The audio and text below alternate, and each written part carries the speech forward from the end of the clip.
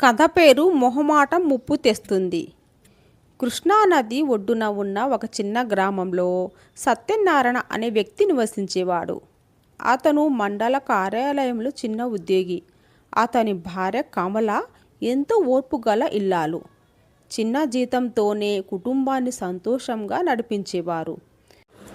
వారి ఇల్లు పెద్దది కాకపోయినా ప్రేమ ఆప్యాయతతో నిండి ఉండేది. సత్యనారాయణ గ్రామంలో మంచి మనిషిగా పేరు పొందాడు. ఎవరికైనా సహాయం కావాలంటే ముందుగా అతని పేరే గుర్తుకు వచ్చేది. కానీ అతని మంచి మనసే కొన్నిసార్లు సమస్యగా మారేది. ఎందుకంటే అతను ఎవరినీ కాదనలేకపోయేవాడు. బంధువులు, స్నేహితులు, పరిచయస్తులు ఎవరైనా వారి ఇంటికి వస్తే రోజుల తరబడి ఉండిపోయేవారు.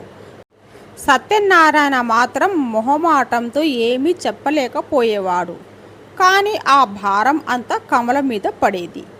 ఒకసారి అతని మేనమామ కుటుంబం 15 రోజులు వారి ఇంట్లో ఉండి వెళ్ళింది. ఆ రోజుల్లో కమల ఉదయం నుంచి రాత్రి వరకు వంటలు, పాత్రలు, ఇంటి పనులతో అలసిపోయేది. సరే, వాళ్ళు వెళ్ళిపోయిన తర్వాత ఇప్పుడైనా కనీసం ఒక వారం రోజైనా ప్రశాంతంగా ఉంటాం అని ఆమె మనసులో అనుకుంది. కానీ మరుసటి రోజే ఇంటి ముందు ఒక ఆటో వచ్చి ఆగింది. ఆటోలో నుంచి సత్యనారాయణ స్నేహితుడు గోపాల్, అతని భార్య శారద, 2 పిల్లలు దిగారు. వారి చేతుల్లో పెద్ద పెద్ద సూట్ కేసులు ఉన్నాయి. అరే సత్యం, మా ఊరిలో ఎండలు ఎక్కువగా ఉన్నాయి, అందుకే కొద్ది రోజులు మీ దగ్గర గడపాలని వచ్చాం అని గోపాల్ నవ్వుతూ అన్నాడు. సత్యనారాయణ ఆనందంగా వారిని లోపలికి ఆహ్వానించాడు. కమల మాత్రం వాళ్ళ చేతుల్లోని సూట్ కేసులు చూసి పరిస్థితి అర్థం చేసుకుంది. మొదటి రోజు నుంచే గోపాల్ కుటుంబం వాళ్ళ ఇంట్లో హాయిగా స్థిరపడిపోయింది. ఉదయం ప్రత్యేక టిఫిన్లు, మధ్యాహ్నం రకరకాల వంటలు, సాయంత్రం స్నాక్స్, రాత్రి మంచి భోజనం కావాలని కోరేవారు. శారద మాత్రం ఇంటి పనుల్లో ఏమాత్రం సహాయం చేయలేదు.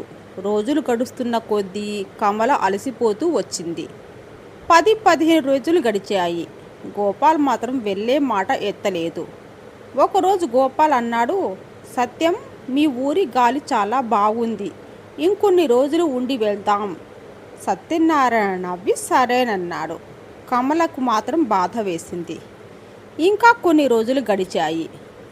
ఒకరోజు కమలకు తీవ్ర జ్వరం వచ్చింది. డాక్టర్ వచ్చి చూసి శరీరం బాగా అలసిపోయింది, కొన్ని రోజులు పూర్తి విశ్రాంతి అవసరం అని చెప్పాడు. అప్పుడు సత్యనారాయణ గోపాల్ను అడిగాడు, కమలకు జ్వరం వచ్చింది, కొన్ని రోజులు శారద వంట చేస్తే బాగుంటుంది అని చెప్పాడు. గోపాల్ నవ్వుతూ, అయ్యో, మా శారదకి వంట రాదు, బయట నుంచి తెప్పించుకుందాం అన్నాడు. ఆ మాట విన్న సత్యనారాయణ మనసులో ఏదో గుచ్చుకుంది. నెల రోజులుగా తన భార్య వాళ్ళ కోసం కష్టపడింది. కానీ ఇప్పుడు చిన్న సహాయం కూడా చేయలేరా అని అతనికి అనిపించింది. 2 రోజుల తర్వాత కమల కొద్దిగా కోలుకుంది. ఆమె మళ్ళీ వంటగదిలోకి వెళ్ళింది.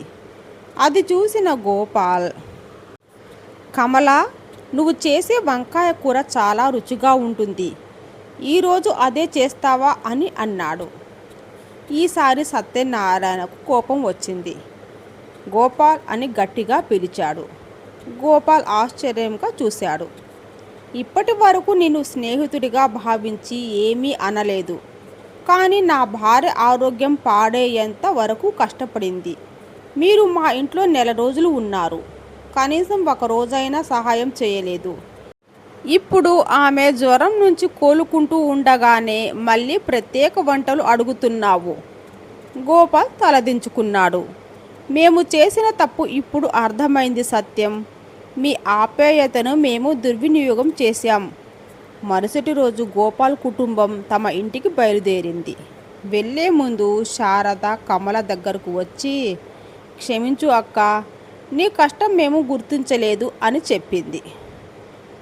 వాళ్ళు వెళ్ళిపోయిన తర్వాత కమల హాయిగా ఊపిరి పీల్చుకుంది. సత్యనారాయణ కూడా ఒక ముఖ్యమైన పాఠం నేర్చుకున్నాడు. మంచితనం ఉండాలి, కానీ మొహమాటం వల్ల కుటుంబం ఇబ్బంది పడకూడదు. అవసరమైన చోట కాదు అని చెప్పడం కూడా ఒక మంచి గుణమే.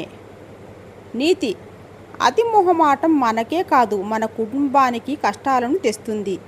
ఈ కథ ఎలాగుందో కామెంట్ రూపంలో తెలియచేయండి. కథ నచ్చితే లైక్ చేయండి, షేర్ చేయండి మరియు సబ్స్క్రైబ్ కూడా చేసుకోండి friends. Thank you for watching. Bye bye.